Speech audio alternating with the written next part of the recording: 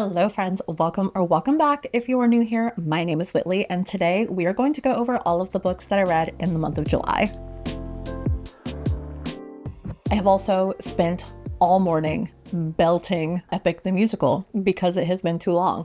So we'll see how long my voice can last. If you're new to the structure of my wrap-ups, how it goes is we're going to go over some stats for the month and then I'll briefly go over the books that I talked about in vlogs, and then we'll go a little bit more in depth of the books that I haven't got to talk to you about yet. And I like to go in a tier ranking style where I'm going to start with the least best to the best. I will put my stats up here as always for your perusal. A pretty average month. I did get into double digits, which is always fantastic, but that is absolutely due to the fact that I read a lot of shorties in July.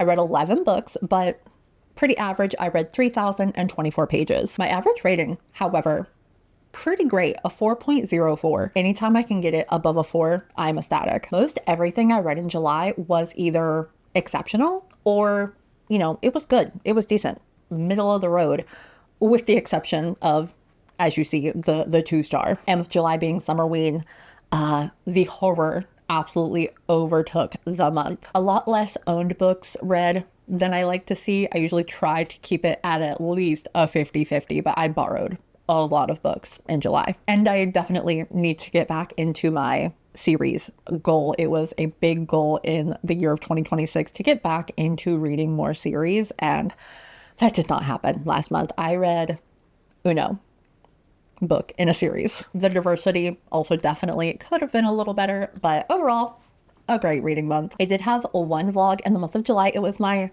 Summerween vlog, of course. And again, sorry if my voice starts cutting out. As mentioned before, I have been belting Epic the Musical this morning, so probably not a great idea when I knew I had to film this afternoon, but c'est la vie. I have no regrets. Anyway, I read 5 books for my Summerween vlog. I was so proud that I was actually able to get 1 book per prompt. If you want to know any more in-depth thoughts on any of these books and haven't already checked out my Summerween vlog, I will link it up above. Absolutely go check that out. The first book I read for Summerween was Camp Damascus by Chuck Tingle, my first Chuck Tingle, and I was so impressed. This is a YA horror surrounding a self-proclaimed most effective gay conversion camp in the country. And we're following this one young woman's journey as she is trying to uncover the secrets surrounding this camp and her entire town. Obviously, religious trauma, so much homophobia, the real horrors of the world, but this also featured some great speculative horror. Honestly, the less you know about this one going in, the better. I mean, the back of the book literally gives you 2 sentences, and I think that is for the best, and it is for a reason. But I absolutely recommend this. I very much enjoyed it. I gave it 4 stars. The next book I read was Cursed Bunny by Bora Chung. This was a genre-bending collection of short stories. It was definitely horror, but there was also some sci-fi, some fantasy. Some of these stories were so weird and strange.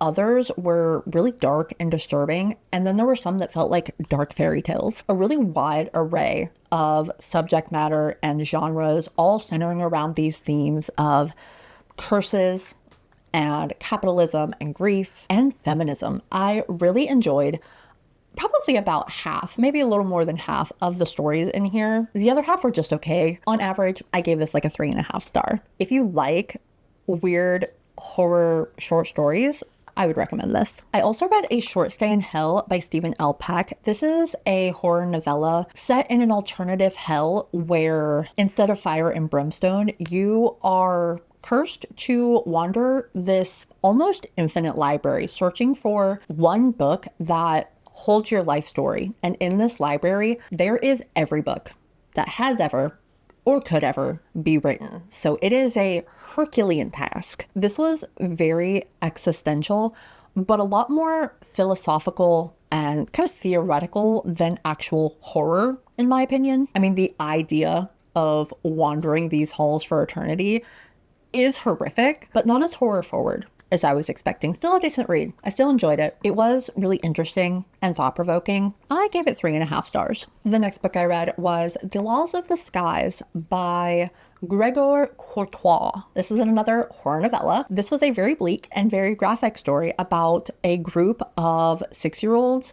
This first grade class goes out into the woods to go on a camping trip with a couple of chaperones. And this camping trip quickly devolves into anarchy, chaos, and catastrophe. A really just bleak and upsetting story, but with beautiful writing. My only real complaint with this was that the perspectives jumped around a lot, and it didn't really give us any indication of when that was happening. So when that did happen, I found myself to be like a little confused, and it took me a little bit to figure out whose perspective we were even in. And then by that point, I had to kind of like rewind to put myself in that perspective. But other than that, a really great horror novella that packed such a punch.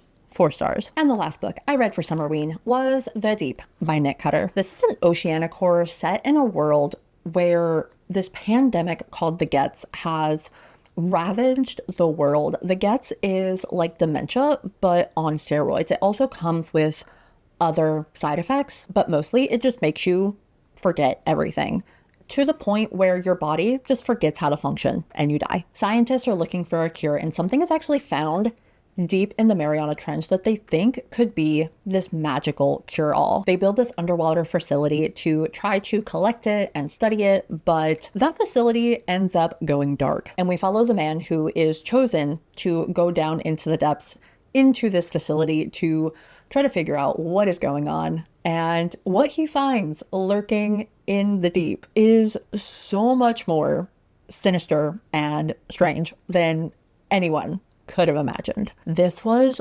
so claustrophobic. It was creepy. It was eerie. It had a lot of powerful, like really like chill inducing imagery. This was also so disturbing, not only with the deep, the thing in the deep, the monster, but the real life things that our main character had to go through, especially in his childhood. Absolutely disturbing. I'm not gonna lie, it was a bit long-winded at parts in my opinion, but overall I really enjoyed it. Not nearly as much as The Troop, but I ended up giving it 3.5 stars. I have a matcha green tea with nettle, and I put a little bit of my vanilla protein powder in it. Ugh, so good.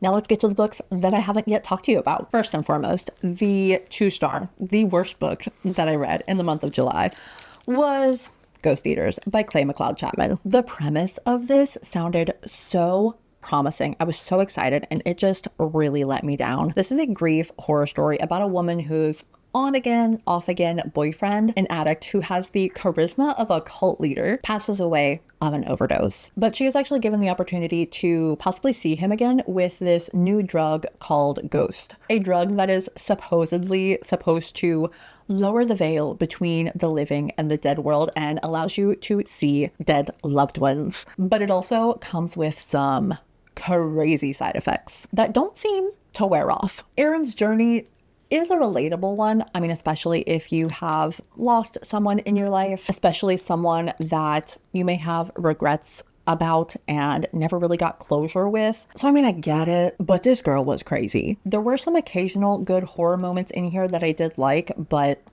I don't know, the writing, the plot, this just was not for me. I am 100% a character reader, and I just could not get behind these characters. I did not care about a single one of them. There was also so much talk about the city that they live in, Richmond, and yes, it kind of goes into like their ghostly past with the Civil War, but in my opinion, it never really added anything to the story.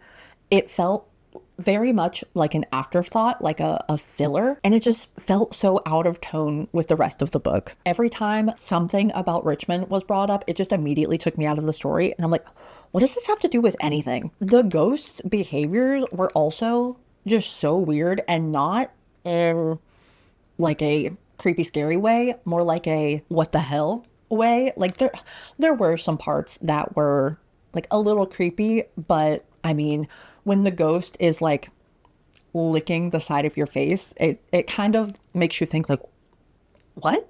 I kept holding on to hope that the story would get better, and it just never did. I thought about DNFing it a couple of times, and I really just should have, honestly. I almost put it down at 80 pages, but I'm like, no, I'm gonna hold off, I'm gonna wait, and I could have easily done without finishing this book. It wasn't all bad. I mean, like I said, there were some creepy parts in here that I liked.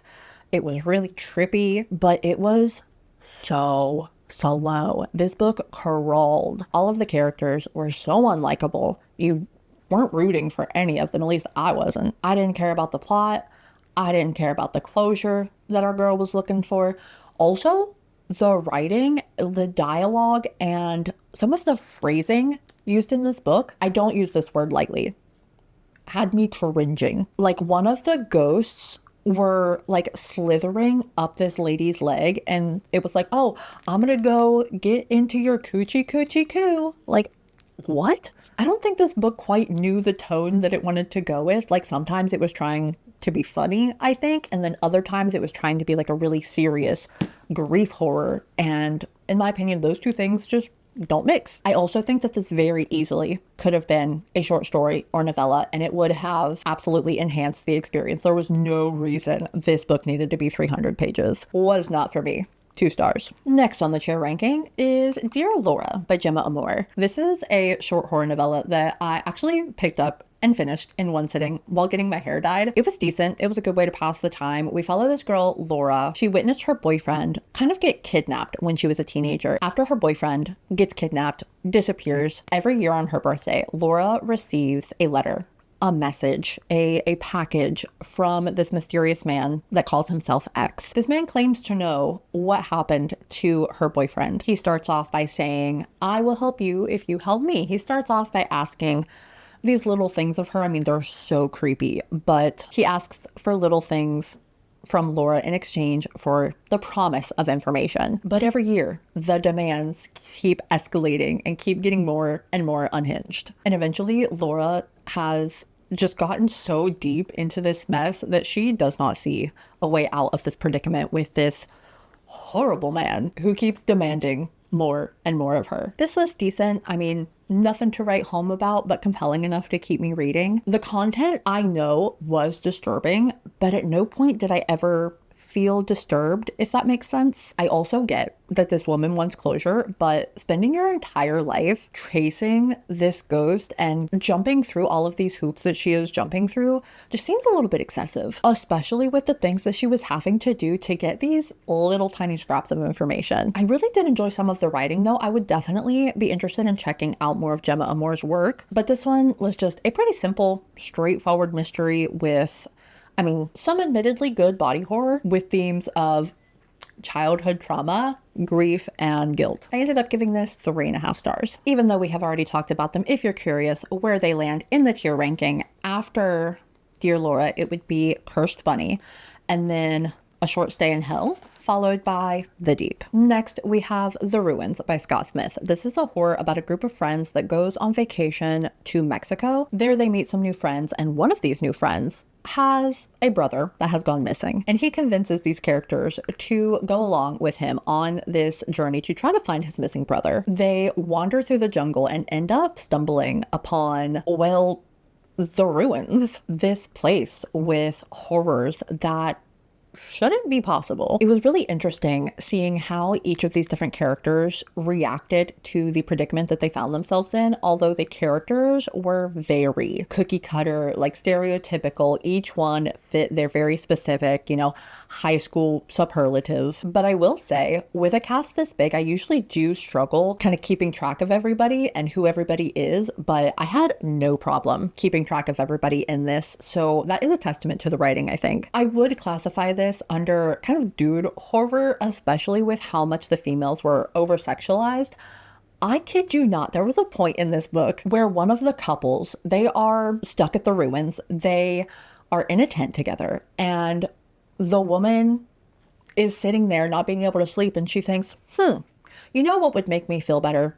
Giving my boyfriend a hand job. Like, what? I mean, I guess she's kind of looking for any ounce of control in this horrifying situation that has been probably the worst day of her entire life. But come on. That being said, the dread that this book managed to evoke was really great. It did have me on the edge of my seat and kind of like flipping through these pages throughout the majority of the journey. The beginning was a little slow with like the introduction and getting to know everybody, but once they enter the jungle, at about 20%, shit hits the fan fast. It was really interesting to read a survival horror where, I mean, sadly, I was never really rooting for the characters. I don't know, they were so unlikable. They were so unlikable and stupid that it was just hard to root for them at points. But I do think that that added to the bleakness of the situation. It was honestly like watching a like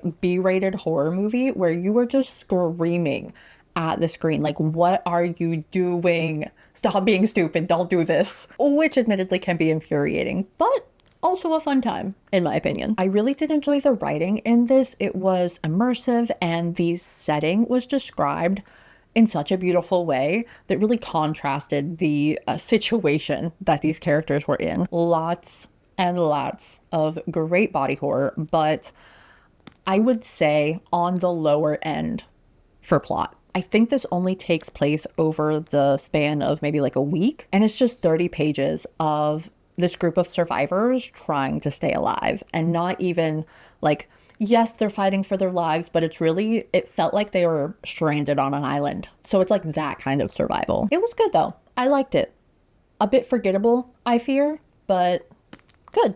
3.5 stars. Next in the tier rankings, we have The Laws of the Sky, followed by Camp Damascus. And then we have our top 3 of the month, ladies and gentlemen. With the bronze, we have Her Last Breath by Taylor Adams. I have read No Exit and Her Last Word, The Last Word by Taylor Adams, and really enjoyed both of those books. So I had pretty high expectations going into this, and I'm happy to say she did not disappoint. We're following 2 best friends, Tess and Allie. Allie has finally convinced Tess to go down into a cave with her to go spelunking. Can't remember if that's what they said in this. No one calls it, or if you don't call it caving. Anyway, you shouldn't call it anything because you shouldn't do it. I digress. But what starts as a fun girls' day adventure quickly turns life and death when they realize that they are not alone in this cave. They meet this man who claims to work for the park, and he offers to give them, a private guided tour. And when they're like, nah, no thanks, bro, we're good, he does not take well to being rejected. Tess ends up trapped, fighting for her life, hundreds of feet underground. This is actually a dual timeline, so we're flipping back and forth between what actually happened in the cave and 24 hours later when Tess is in the hospital being interviewed by a detective who is trying to kind of piece together what happened down in the cave. Come to find out, Allie may have been hiding some pretty big secrets, and this whole meeting and the subsequent attack may not have been random. I am going to preface what I'm about to say by saying that I am not a mystery thriller girly. I have really fallen out of reading mystery thrillers lately because I have seen reviews that call this pretty predictable, but the twists and turns in this book were immaculate in my opinion. Like, I had to pick my jaw up off the floor a couple of times. Taylor Adams always hits with his shocking revelations, and this was no exception. This was also so claustrophobic, so suspenseful. The cave setting was so well done. Like, it had me sweating. I do not understand why anyone would want to go down in a cave. It is beyond me, but it made a hell of a setting. I was gripped the entire time. The mystery had me in a chokehold. All that being said, this wasn't a 5-star. I never really cared about the characters. I cared about their survival, but I never really cared about their backstories and careers, which was a pretty decent part of this plot. It also did feel a touch repetitive, like the last 10 to 15%, but overall, an excellent thriller that I would highly recommend. I gave this 4 stars. God, it was so hard choosing which book was going to get the number 1 spot versus the number 2 spot, but in the number 2 spot, getting silver, it has to go to Happy Place by Emily Henry. It has been way too long since I've read an Emily Henry, and God, if this doesn't make me remember how much I love this woman, how much I love her stories, her characters. This was such a heartfelt, sweet, but complicated love story. I absolutely fell head over heels with this story, and I'm not even usually a fan of second chance romances. So we're following these two characters, Harriet and Wynne. They are seen as this friend group's like absolute golden couple. They've been together since college, but recently they felt like they have really been growing apart, so much so that they actually ended up breaking up 5 months ago and not telling any of their closest friends, which makes the annual friendship vacation that they go on together a little awkward. This friend group has this place in Maine where they visit every single year together, but the owner is actually selling, so this is going to be the last year that they are going to be able to share this space, this happy place for all of them that they've spent the last decade calling their home away from home. So in order to try not to ruin the vacation, especially because it is the last time they're ever going to be together in this place, Wynne and Harriet decide to pretend that nothing ever happened. They're still together, while also trying to ignore the fact that they are both absolutely desperately still in love with each other. This whole friendship group was absolute goals. I loved every single one of these characters so much. Emily Henry writes characters so well. They feel so real. This literally felt like a group of friends. They are complicated and complex and also lovable. Although I will say I do prefer a dual perspective romance. Seeing all of the love and the heartbreak and sadness that Harriet had over loving Wynne and what happened with Wynne, it had me so sad, but also kicking my feet at the exact same time. I will say this again for the people in the back. I am not usually a fan of second chance romances, but there was just something about this one. The relationship was so flawed and so broken, but it came from a place of so much love and trying to do what they thought the other person wanted and needed from them. So yes, it was kind of a little bit of miscommunication with them just not openly communicating their needs, but the love that these two had for each other, even with everything that they went through, it was just impossible not to root for them. God, my heart, this whole story. This also isn't only a love story. This is a book about friendship. It is a book about grief. It is a book about self-discovery and loneliness. So many things.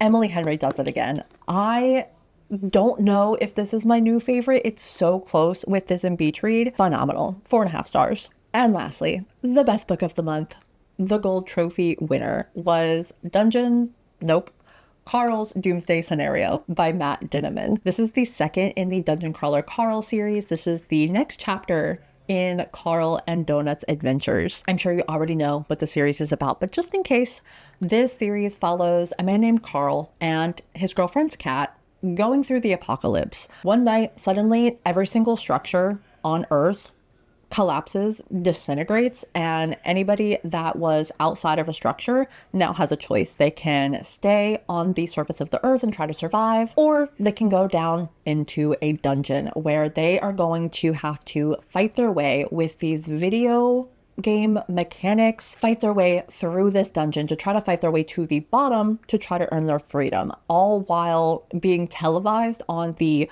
universe's most popular reality show. I am having an absolutely incredible time with this series. I 100% understand why this series has been so hyped. I can already tell that I'm going to want to just back-to-back binge this entire series. It's going to be a challenge not to, because I have other books I need to read. It's kind of addicting, to be honest. It's so fun. It's so goofy. These books literally make me like giggle, laugh out loud multiple times. But at the same time, what these characters are going through, what they are being put through, what they are being forced to do is disgusting and infuriating. I love all of the new characters that we got to meet, but even more so, I loved getting back with our main duo, Carl and Donut. I love their dynamic. I love seeing the shenanigans and adventures that they get up to. Again, this story is just so much fun, but it also has so much depth and so much heart, and I'm obsessed. What more can I say? I cannot wait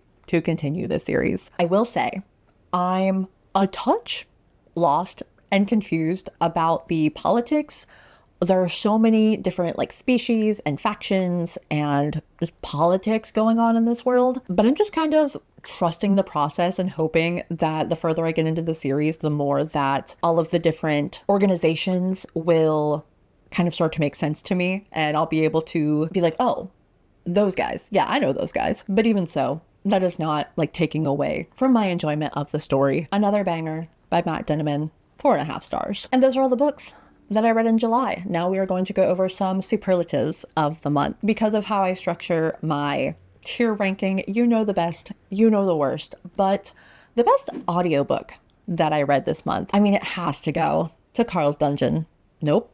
Carl's Doomsday Scenario. Those audiobooks are absolutely incredible. I'm pretty sure anytime I read a Dungeon Crawler Carl book, that's probably going to be my answer for the best audiobook of the month, unless one really does something special. What book will I be recommending most? If you like romance, it is absolutely Happy Place, but a blanket recommendation that I think anybody could really enjoy, I think it's probably going to be Her Last Breath by Taylor Adams. My biggest disappointment, it's hard to say because both of the books that I'm questioning for this, I've never read from before, so I didn't really go in with much expectations, but if I didn't say that they let me down, I'd be lying. So I'm torn between A Short Stay in Hell, just because it was not as horror forward as I was expecting. I mean, so many people have raved about it and it was just okay.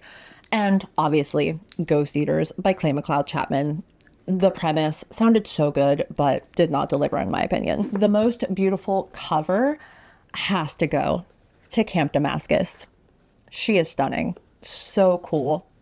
I love this cover so much. And my favorite character of the month. I mean, it's cliche, but it's the same answer as last month. It's Princess Donut. I mean, she brings so much comedy and levity to this story, and her and Carl's dynamic is just so good. And I'm loving seeing more of the depth that she is getting, more of the personality, not just the facade that she puts on for the cameras. So good. Overall, pretty great reading month. Let me know if you've read any of these books and what you thought. Let me know if you're going to be adding any of these to your TBR, or if you don't have much to say, leave me some sun emojis, because so many of these were for Summerween and they took place in the summer. So leave me some suns down in the comments. And while you're down there, don't forget to like the video if you liked it and subscribe if you want to see more from me in the future.